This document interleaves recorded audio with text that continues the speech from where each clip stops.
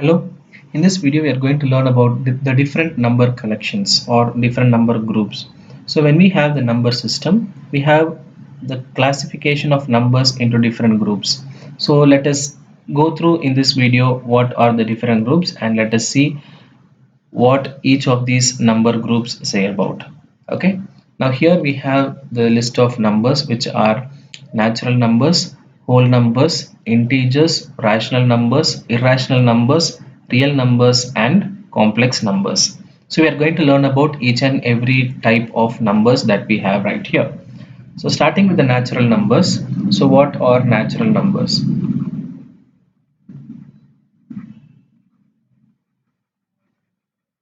So natural numbers are the numbers which are otherwise called as counting numbers, which are simply used to count the number of objects that we have. Wherever we have anything or any number of quantities to count, we just count the numbers starting from 1, 2, 3 and so on. So the numbers that we have here are called as natural numbers. So the numbers 1, 2, 3, 4, 5 and 6 are examples of natural numbers, and we know that this number system, this number collection will just continue going on and on. So usually the numbers does not have any end. The natural numbers here are the numbers which we use for counting. So the numbers 1, 2, 3, 4, 5, 6 and so on are called as natural numbers. And this is the most basic collection of numbers that we have. The next collection of numbers is called as whole numbers. So whole numbers are a part of natural numbers. As we see that every type of numbers that we go through, we will be able to notice that the collection gets bigger and bigger. So we have the natural numbers as the first, and as we move on to whole numbers, we can see that the number 0 gets included with the collection of natural numbers. So we have the number 0 and followed by all the natural numbers that we have 1, 2, 3, 4 and so on.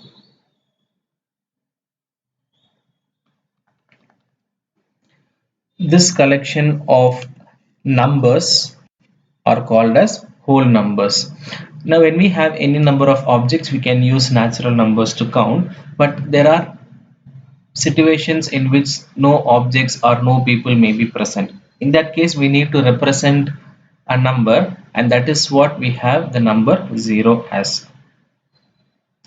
So completely we have the collection which is called as whole numbers, and this whole numbers collection is 0, 1, 2, 3, 4 and so on.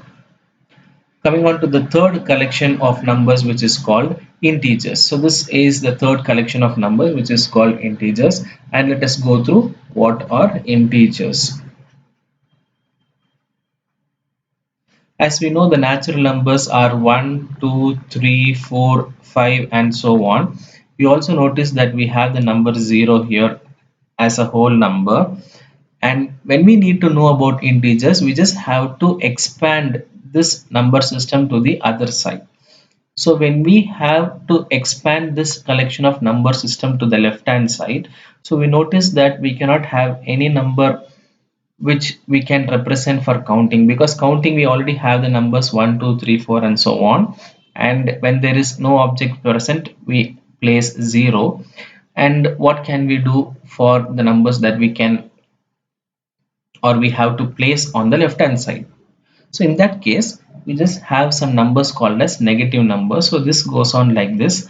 We have negative 1, we have negative 2, we have negative 3, we have negative 4 and so on. So corresponding to every natural number that we have a negative of that number.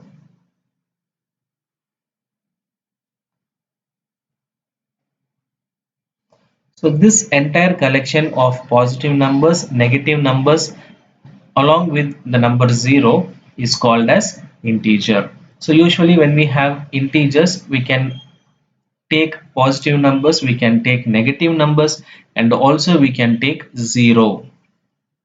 This is the collection of integers. I just need to know a little bit more about integers. We have some collection of numbers called as positive integers. And positive integers are nothing but natural numbers. And we have negative integers.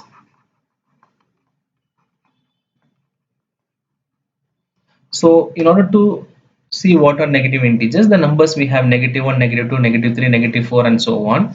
All the natural numbers multiplied by -1 are called as negative integers.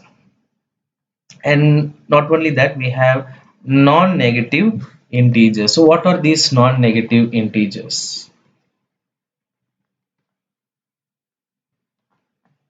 And do we have any difference between non-negative integers and positive integers? Do we have any difference, or both of them is the same? There is one small difference between positive integers and non-negative integers. Non-negative means the numbers which cannot be negative. The numbers which are not negative are called as non-negative integers. And of course, we know that all the positive integers cannot be negative. So all the positive integers and all the natural numbers will come here, but we have a number called 0. 0 cannot be positive, so 0 is also a number which is included in the non-negative integers group. So as a summary of this, the non-negative integers can be written as the collection of whole numbers. Non-negative integers can be a collection of whole numbers, and similarly we can have non-positive integers as well. So what are non-positive integers? They are the negative integers along with 0. So negative integers as we have here along with the element 0 that we can represent. So when 0 is added to the negative integers, we have non-positive integers, and 0 along with the positive integers gives us non-negative integers. So these are the different integer groups that we have. And going back to the collection here, we have the next collection called as rational numbers. So what are rational numbers? The next collection that we have is rational numbers. Rational numbers are the numbers which can be written in the form of p divided by q. So this is a fractional form. We have certain characteristics of this fraction. So all the fractions cannot be rational numbers. So we have three conditions to know that this number p divided by q could be a rational number. The first condition is that p and q are integers. P and q are integers, and the second condition is the value of q that should not be equal to 0. These are the conditions that we need to know for a number to be a rational number. So these are the two conditions that we have to check whether the given number is a rational number or not.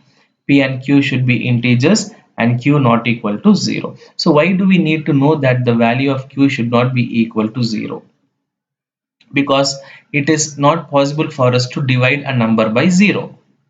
So we have the value q cannot be equal to 0. So these are the conditions for a number to be a rational number. So we can have numbers like 5 divided by 7 as an example of a number which is a rational number, but we cannot say square root of 2 divided by 3 is a rational number, because square root of 2 is not an integer. Now in certain cases we may observe like 3.8 divided by 4.25 is a rational number or not, but according to the definition this fraction may not be a rational number because 3.8 and 4.25 are not integers, but still we can convert this by multiplying any same number on both the sides. For example, 3.8 I can multiply by 100 and 4.25 I can multiply by 100. I can multiply the numerator and the denominator of this fraction by a same number, and I can get this as 3800 divided by 425, which is indeed a rational number. This value as well as this value, both of them their value is the same. And you can verify it using a calculator, or you can simplify it using division process. You can know that these two values are indeed the same values. So the definition of rational number says that a number should be of the form p divided by q, and we have these two conditions, that p and q should be integers, and the second one is q not equal to 0. When these two conditions are satisfied, the number p divided by q can be a rational number.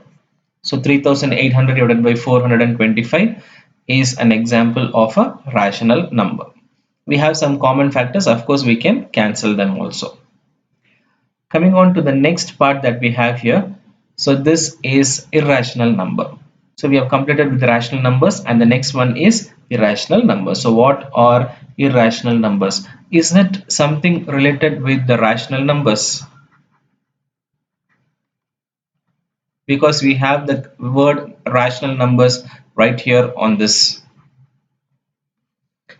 Something related to rational numbers, but it is exactly the opposite.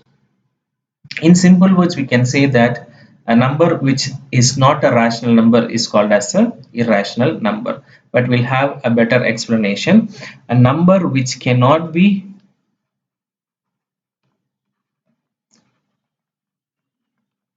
written in the form p divided by q.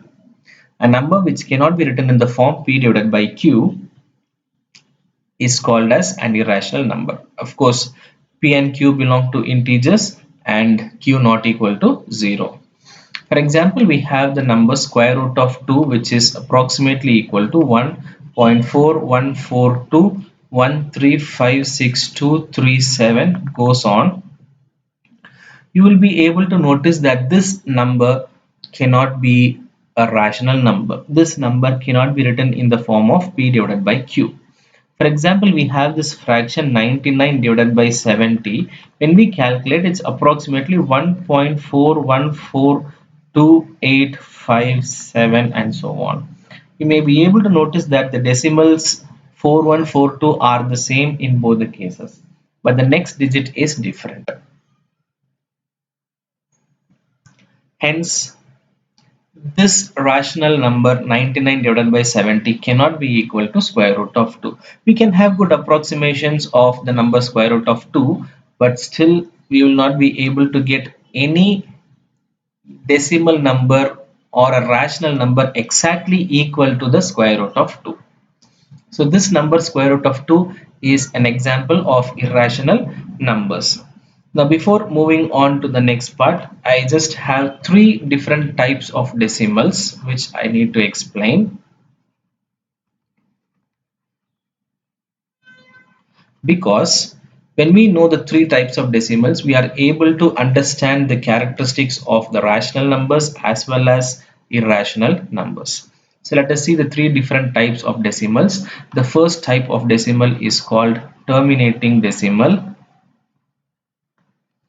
The second type of decimal is called non-terminating. The second and the third type, both of them are non-terminating, but we have some other characteristic also here.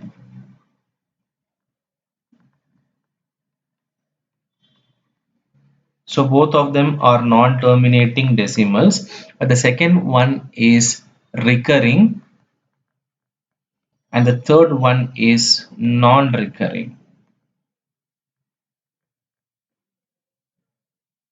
The first type of decimal is called terminating decimal. For example, when we have the decimal like 0.375. So you may be able to notice after the decimal point we have three digits 3, 7 and 5, after which we don't have any digits at all. So the decimal has come to an end. Terminating means finishing. So 0.375 is a decimal number which is called as a terminating decimal. So this is an example of terminating decimal. Next, we have non-terminating and recurring. So non-terminating and recurring. The meaning of the word recurring is repeating. Recurring means repeating. So a collection of digits will repeat. For example, when we have this 0.375, 3, 8, 2, 7, 8, 2, 7, 8, 2, 7, 8, 2, 7, and so on. You may be able to notice that the collection of digits 8 to 7 repeats over here, and over here, and so on. So this type of repeating digits we have on a decimal called as a recurring decimal. And of course, when it is recurring, this decimal cannot come to an end. Suppose we have this digits 8 to 7 repeated for 1000 times and comes to an end, this decimal goes back to terminating decimal, the first point that we have, which is a terminating decimal. So non-terminating decimals for the points 2 and 3, the decimal places has to go on to infinity. So such type of number is what we have here, and this here in this number, the number 0.3827827 so on, the digits 8 to 7 be repeated. Now we'll be able to write this in a simple form like 0.3827 with a bar. So indicating that the digits 8 to 7, the collection of digits 8 to 7 is being repeated, and this type of number is called as a recurring decimal. We'll take another example. We have 0.35335, and so on. You may be able to notice that the digits 3 and 5 are repeating or recurring, but they are not recurring in a fixed pattern. And this one, I cannot write it as 0.35 or something with a bar. Both of them are not equal to each other. Because here when I say 0.35 bar, that means the digits 3 and 5 are repeated in the same pattern. I can write this as 0.35, and then we have 35, then 35, then 35, and so on. And this is clearly not equal to the first decimal that I have given here on this board. 0.35335, because here we have 1 3 and here we have 3 present 2 times, here we have 3 present 3 times, and here we have 3 present 4 times, and so on. So we are not able to write this as a pattern of a recurring decimal. So this type of decimal is called as non-recurring decimal, as we see in point number 3, non-terminating non-recurring decimal. Now we can have different examples. For example, we can have a famous number which is called pi, which can be written as a decimal form in this way: 3.141992328462383827884197163939993. It just goes on. As we have seen all these digits, we are able to notice that none of the digits pattern is repeating. We may say here is one repeating and here is one repeating again, but that is not the repetition meaning. The repeating or the recurring digits mean one digit or a collection of digits repeats over and over again till infinity. So this type of decimal is clearly a non-recurring decimal. So this is a non-terminating, non-recurring decimal. So we have some irrational numbers like this pi. We have e. We have golden ratio, which is called phi, and so on. The value of e is 2.718281828, so on. The value of phi is 1.6180339887, and so on. So you'll be able to notice that these type of numbers, these special characteristics, are non-recurring decimal numbers. So these are the different types of decimal numbers that we have: terminating, non-terminating, and non-terminating, recurring and non-recurring. And the reason that I have explained here is to classify the rational numbers and irrational numbers easily, because the first terminating decimals are rational. The second, non-terminating and recurring decimals are also rational. And the third one, non-terminating, non-recurring decimals are irrational numbers. So every decimal number can either be terminating or non-terminating recurring or non-terminating and non-recurring. So if it is a terminating decimal, it is a rational number directly. If it is a non-terminating decimal, we need to check whether the decimal number is recurring or not recurring. If it is recurring, it is a rational number. If it is non-recurring, it is an irrational number.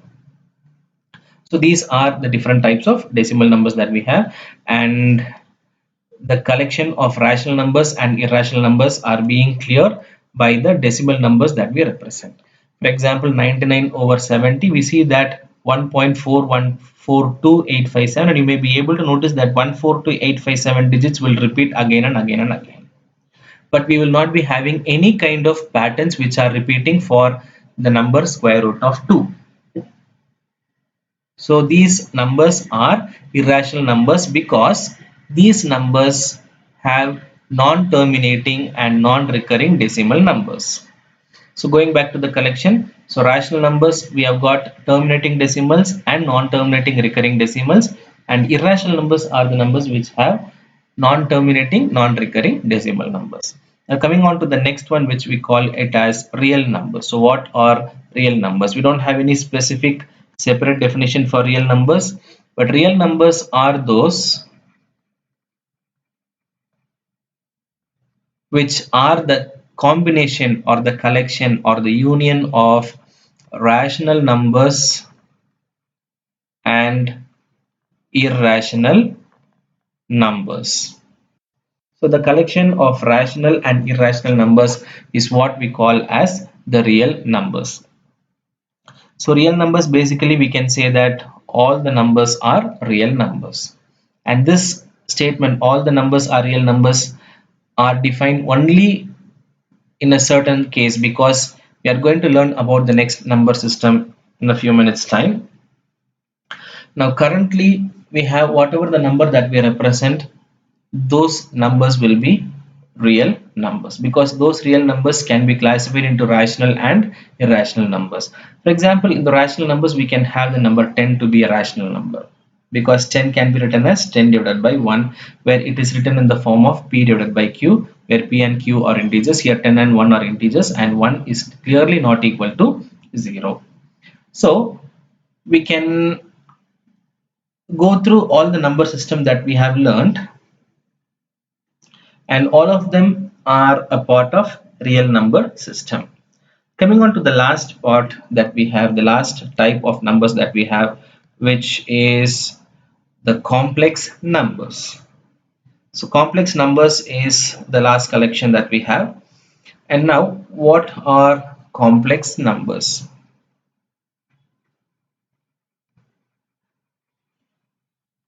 So when we take the square root of any positive number, for example, we have square root of 2, we have already seen in a previous page.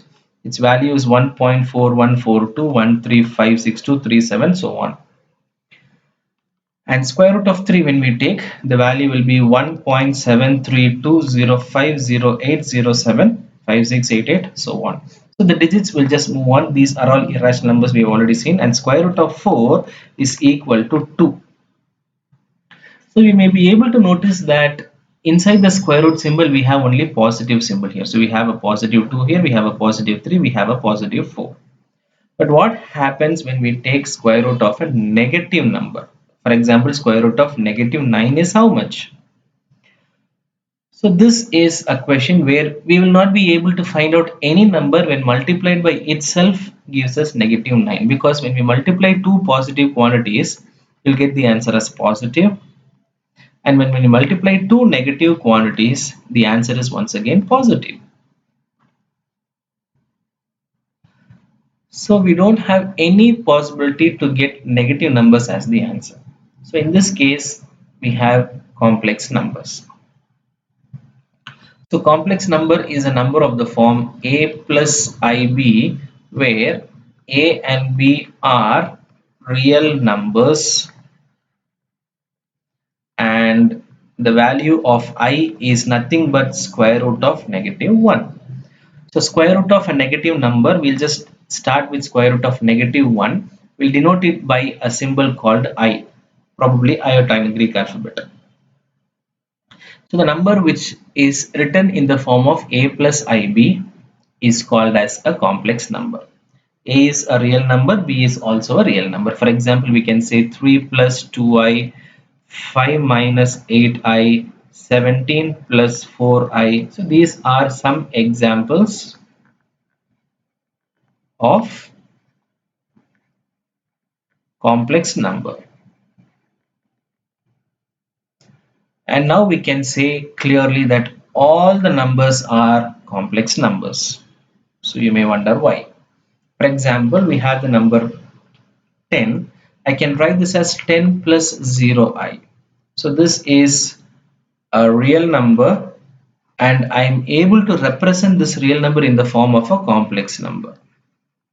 So all the numbers are real numbers is what we have seen when we know that the collection of numbers is only real. But when we know that the collection of numbers extends to complex numbers, we can finally say that all the numbers are complex numbers. So we don't have any bigger collection than complex numbers in the entire number system. And this is the largest of all the collections. Now, as we conclude, we can see that we have started with a small collection of numbers called as natural numbers denoted by the symbol n, followed by whole numbers denoted by the symbol w, where we just have the number 0 only, and then we have a larger collection called as integers, where we write the symbol of integers as z, and this includes all the negative numbers and all the rational numbers here, which is denoted by the symbol q, which consists of all the numbers p divided by q, where we have all the natural numbers are also rational numbers. Now we have a separate collection of numbers called as irrational numbers. Now irrational numbers is completely different from each of the collections that we have learned. So we'll just denote it by q dash, which is the collection of irrational numbers, and combining these two is nothing but all the real numbers.